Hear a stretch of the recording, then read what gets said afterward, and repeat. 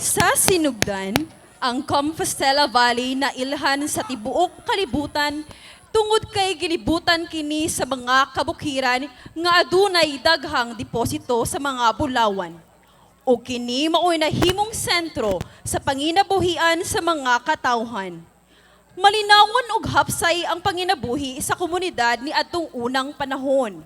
Diin naay gugma, pagsinabdanay, panaghiusa, pagtinabangay, ug ang kahadlok kang magbabaya nga mao'y nahimong giya sa mga katawhan.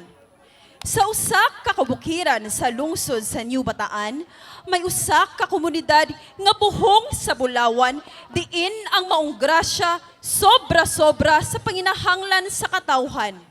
Apan tungod sa kasilak sa maong butang, mao'y nakapahimo og dautan kanila. Usa ka panahon ni ana, nagkagubot ang mga katawhan tungod sa mga mulawang kabilin sa ilang mga ginikanan. Nag-inulugay sila ni ini ug niabot sa punto nga gigamitan na nila og kusog batok sa kusog ug pipila ni ini ang nakalas. Apan nahunong agkadto nga panghitabo tungod kay pareho silang tanan og gusto sa ilang kinabuhi. Ang magpuyo nga adunay kalinaw, gugba, panaghiusa, ug pagtinabangay sa usag-usa, alang sa usa ka tumong, diin mahatagan og maayong kaugmaon ang ilang mga anak ug ang kalambuan sa tibuok probinsya. Tuod man, ilang gibahin-bahin ang Bulawan ug nalipay silang tanan. Ilang gipahigayunan og usa ka selebrasyon, diin nagpasalamat sila sa kaabunda sa Bulawan ug mga tanom sa kang magbabaya. Tungod sa ilang Bulawanong kasing-kasing, Bulawanong paghiniglaay, Bulawanong pagsinabtanay, Bulawanong panaghiusa, o Bulawanong kinaiyahan, gitawag kiniktanan karon nga Bulawanong kabilin. Nilambo ang kinatibuk ang probensya sa Compostela Valley, diin ang singsing o ang solidarity ring mao'y nahimo nga simbolo sa panaghiusa sa katawhan, kaabunda sa panginabuhian, mabulukong kultura o mga pangandoy sa Compaleños alang sa maayong kaugmaon. Mga kaigsuunan, saksihan ta ang presentasyon gikan sa mapainubsanong lungsod. Contingent number 3 from the Municipality of New Bataan.